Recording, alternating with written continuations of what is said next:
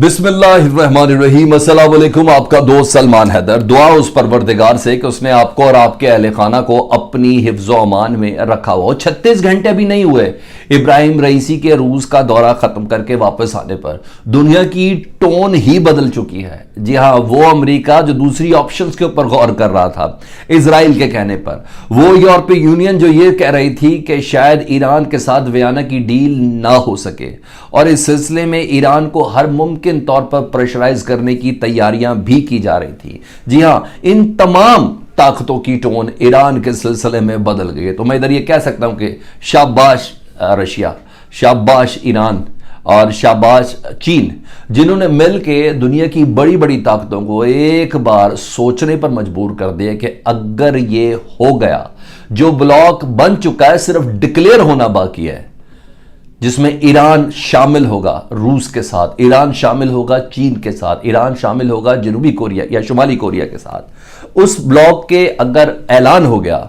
तो उसके बाद अमेरिका और यूरोपीय यूनियन अपने दिफा के लिए या एक और महाज खोलने के लिए क्या इकदाम उठाएगी। तो ऐसे ही जिसे मैंने आपको पहले भी वीडियो में बताया था कल की, कि अभी तक वाज़ेह तौर पर कोई डिक्लेरेशन नहीं आई है, कोई बाज़िया एलामिया नहीं आया। इब्राहिम रईसी साहब और व्लादिमीर पुतिन की 3 घंटे मुलाकात, उनका मस्जिद का इफ्तिताह, उनके पेश इमाम से रशिया में मुलाकात, उनकी पार्लियामान से खिताब, उसका कोई एलामिया नहीं जारी हुआ। लेकिन इब्राहिम रईसी ने ईरान पहुंचकर कहा कि पुतिन से मेरी मुलाकात के असरात और जो फैसले हुए हैं आने वाले चंद दिनों के अंदर दुनिया के सामने जाहिर होना शुरू हो जाएंगे। और जो उन्होंने कहा सेम ऐसा ही हुआ। मैंने सुबह एक वीडियो आपके साथ शेयर की थी कल सुबह, जिसमें एंथोनी ब्लिंकन ने यह कहा था इस मुलाकात के दौरान, अभी इब्राहिम रईसी उधर मौजूद थे रशिया के अंदर, उन्होंने कहा वियना में हम किसी मुमकिन डील के करीब पहुंच चुके हैं ईरान के साथ। ये बड़ा हैरान कुन था। और मैंने उसमें भी एंगल ये दिया था कि ये बड़ी ताकतें इब्राहिम रईसी, रशिया और चीन, ये जो एक पानी के अंदर बैठ के तो मशक़ें तो शुरू कर दी भी उन्होंने, ये बहुत बड़े इशारे हैं दुनिया के सामने, क्योंकि ये तय है, ये वाहिद थ्रेट है अमेरिका को और यूरोपीय यूनियन को और इजराइल को ईरान की तरफ से। नहीं तो इतना मुश्किल नहीं है ईरान के ऊपर हमला करना। ये बड़ी ताकत वाले लोग हैं, ईरान के पास वो ताकत है ही नहीं, ना ही जौहरी, ना ही एयरफोर्स, ना ही बहरी फोर्स नहीं है। तो क्यों नहीं ईरान के ऊपर क्यों नहीं हमला करते? हमारे कुछ दोस्त लोग कहते हैं शायद ये नूरा कुश्ती है, अमेरिका और ईरान की अंडरस्टैंडिंग है। नहीं, ऐसा नहीं है। ईरान ने अपने पत्ते बहुत ज़बरदस्त तरीके से खेले हुए हैं। जी हाँ, रशिया की शक्ल में और चीन की शक्ल में। अब ये तीनों का दिफा एक दिफा है। इसकी मिसाल मैंने 2012 से 2022 आ गया है, मैंने आपको सीरिया दिया हुआ है। सीरिया में इक्विपमेंट इस्तेमाल हो रहा है रशिया का, फोर्स इस्तेमाल हो रही है ईरान की, इसलिए बशार अल असद की हुकूमत आज तक कायम दायम है, आज तक अमेरिका की उधर दाल नहीं गली है।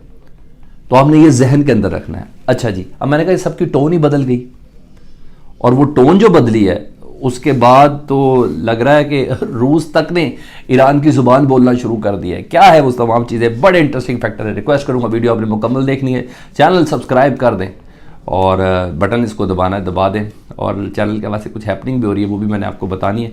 आने वाले किसी वक्त में वीडियो में आपको मैं बताऊंगा कि चैनल के खिलाफ भी बड़ी आवाज़ें उठना शुरू हो गई हैं। वो सारी चीज़ें आपके साथ मैं डिस्कस ज़रूर करूंगा। डिटेल में जाता हूँ जी। मैंने कल एंथोनी ब्लिंकन साहब की आपको बता दिया था अमरीकी वज़ीर ख़ारजा की मुलाकात के बाद कि उन्होंने बाकायदा तौर पर गुफ्तगू की जन्म में, और गुफ्तगू करने के बाद उन्होंने कहा कि हम किसी न किसी डील के करीब पहुँच चुके हैं। उसके बाद एक छोटा सा पॉइंट था, मैंने कहा खबर आपको साथ ही लेके चलूं। इसराइल ने ना बाकायदा तौर पर ईरान के ऊपर इल्ज़ाम लगा दिया है यूएई में होने वाले ड्रोन हमले का, कि इसराइल ने किया। जी अल मॉनिटर है जी, Israel points finger at Iran of Houthis attack on UAE. Israel is worried about the international community, a lack of reaction to the Houthis drone attack on the Emirates surely orchestrated by Iran. दुनिया अभी तक Iran के ऊपर कोई वाज़ेह तौर पर कोई हमला नहीं किया कि जो हौसीज ने हमला किया है यूएई के ऊपर, अभी तक ईरान ने इसको किया। दुनिया बड़ी खामोश क्यों है? तो आपने इस पैरा पे देखना है कि जाल बुना कैसे जा रहा है और फिर ईरान की मूवमेंट क्या है, वो मूव क्या है। अच्छा जी, उसके बाद ब्लिंकन ने, ये है रॉयटर, ठीक है जी, ये सुन ले जी, अमरीकी वज़ीर ख़ारजा की डिस्कशन हुई है सरगई लारोव से जी।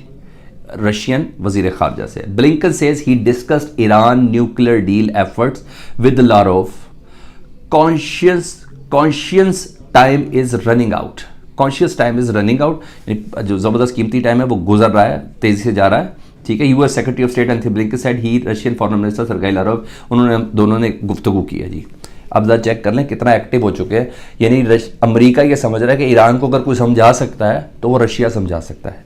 एक चीज़, अभी मैं यूरोपीय यूनियन की तरफ से आऊँगा। यूरोपीय यूनियन ने किस तरह सरेंडर किया, उन्होंने कह दिया जी यूरोपीय यूनियन ने कि ये डील होने वाली है।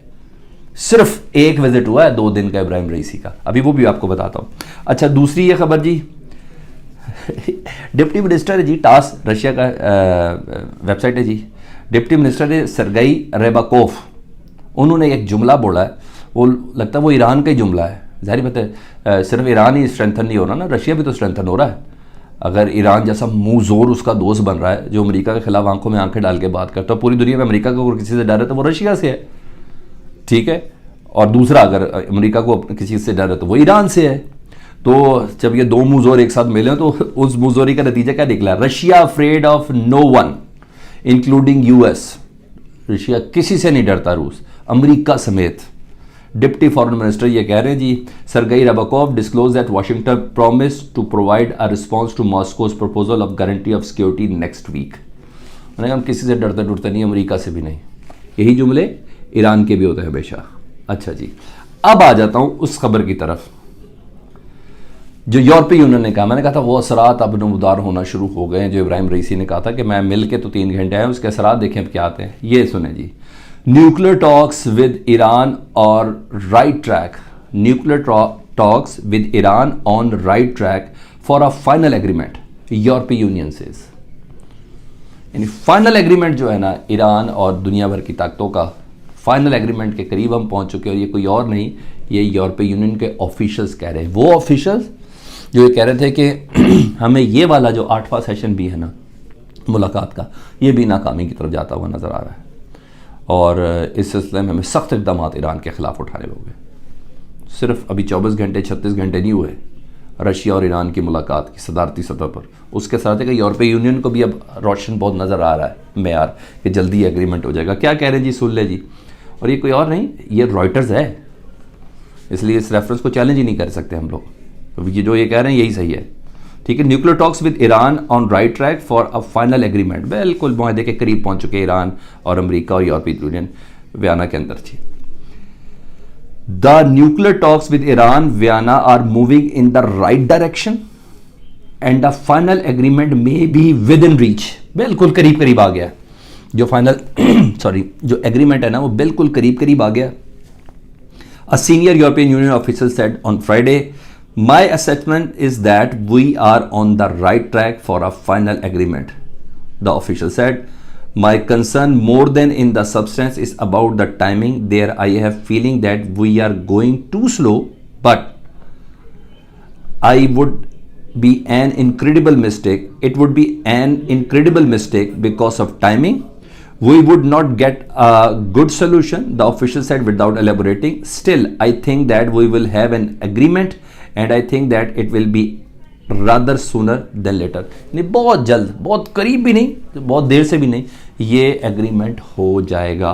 ये यूरोपीय यूनियन का ऑफिशियल कह रहा है।